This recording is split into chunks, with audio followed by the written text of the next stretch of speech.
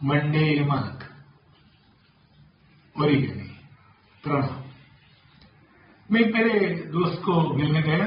छोटा सा परिवार था, हस्बैंड था, वाइफ था और एक उसका 6 साल का बेटा था।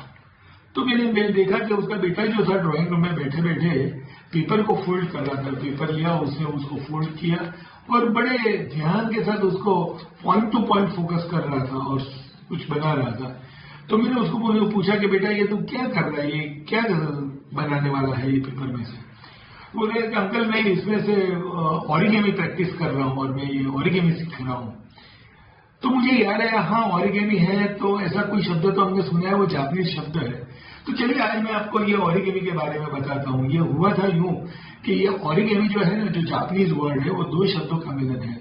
उसका एक पार्ट होता है ओरि, जिसको हम बोलते हैं टू फोल्ड, और दूसरा होता है गेमी, यानी जिसको हम बोलते हैं पेपर। तो ओरिगेमी ये जो वर्ड है वो जापानीज शब्द है और ये बेसिकली अभी आजकल इसका बहुत ही यूसेज ज्यादा हो गया, बहुत ज्यादा फेमस होते जा रहे हैं। लोग अलग अलग चीजों के इसमें से बनाते हैं और हम भी जब छोटे थे तो बनाते थे, जो बोट्स वगैरह या प्लेन वगैरह बनाते थे। तो ये बेसिकली एक आर्ट है और ये जो आर्ट है उसका आविष्कार जापान से हुआ था और वो कैसे हुआ वो जानने जैसी उसकी हिस्ट्री है। हुआ था क्योंकि वर्ल्ड वॉर 2 जब हुआ उसके ऊपर हम लोग सब जानते हैं कि हिरोशिमा और नागासाकी के ऊपर बॉम्ब फेंके गए थे और 10 साल के बाद, वर्ल्ड वॉर के 10 साल के बाद जब वो बॉम्ब गिरे थे तो उसकी एक असर जो हुई थी वो कैंसर में एटॉमिक बॉम्ब का जो इफेक्ट होता है वो 10 साल के बाद एक लड़की के अंदर, 10-12 साल की लड़की थी जिसका नाम था सास्की, वो लड़की के ऊपर हुआ और उसको ल्यूकेमिया हुआ। ल्यूकेमिया होता है जब ब्लड कैंसर। तो उसको हॉस्पिटल में दाखिल कर दिया गया और हॉस्पिटल में उसे पता चला कि ऐसा होता है कि हम क्रेन्स बनाते हैं पेपर से, जो अगर फोल्ड करके जो क्रेन बनाते हैं, अगर वो क्रेन 1000 क्रेन्स बनाते हैं तो हम जल्दी से ठीक हो जाएंगे और हमारी बीमारी जल्दी से चली जाएगी।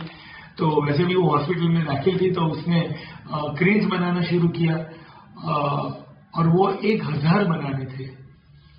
पर कर्मवश ये हुआ कि वो सिर्फ और सिर्फ 644 यानी कि 644 क्रेन बना सकी, लेकिन शी डाइड पीसफुली।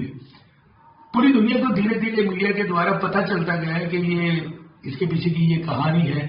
तो हिरोशिमा के शहर में ही उसका एक मेमोरियल बनाया गया है जहाँ पे वो जो क्रेन होता है वो क्रेन वहां पे रखा जाता है, जो पेपर से क्रेन्स बनते हैं। तो और वहां से लेके इसकी प्रचलित इतनी हुई कि हर एक जापान में, फ्रांस में, यूरोप के अलग अलग कंट्रीज के अंदर और यूएस के अंदर ये बहुत सारे प्रचलित होते गए। और इसका यूज जो है वो नासा से लेके आर्किटेक्ट्स और हर कोई ये करता है। लेकिन ये बहुत ज्यादा फेमस जो हुआ वो आदमी जिसने किया उसका नाम था लिलियन ओपनहेमर। वो 1898 से लेके 1992 तक वो कंटिन्यूअसली इसको फोकस करता रहा। ब्रिटिश काउंसिल के अंदर भी इसका रजिस्ट्रेशन करवाया ये ओरिगेमी का, और वो फेमस करता रहा। और आज उसी का बर्थडे है 11 नवंबर। तो आज का दिन जो है वो 11 नवंबर जो है वो ओरिगेमी डे के रूप में मनाया जाता है। तो मैं यही कहना चाहता हूँ दोस्तों, अपनी जिंदगी भी ये ओरिगेमी जैसी बनाइए। हर एक जिंदगी के हर एक मोड़ के ऊपर उसका सही तरीके से इस्तेमाल कीजिए और अपनी जिंदगी को एक सही मायने में आगे लेके जाए, so that you also become a wonderful person and make your mark.